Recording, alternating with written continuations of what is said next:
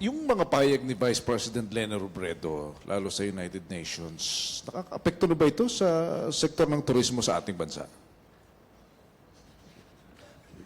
I have a great respect for VP Lenny. Philippines is now becoming a destination, alternate destination in Asia and the Europe. Yung mga statement na ganon, it really nahihirapan kaming isel ang Philippines. So I hope we could, kung pwede, and even this not only refer to Lenny, VP Lenny, but also to the media to please medyo tone down natin yung extrajudicial killing because I'm always asked whenever I go, even in Asia and Europe, totoo ba ito? And I would say it's safe in the Philippines, and I would always ask them to come. And in spite of that, I still see that we have more tourists coming to the Philippines, especially in China, Europe, and Asia.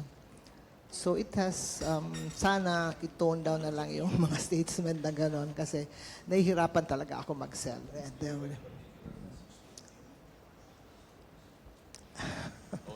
Kuha na lang, help us na lang sell the Philippines. Help us. Because, you know, it's really difficult for me to sell the Philippines, especially pag napag-usapan na yung extrajudicial killing.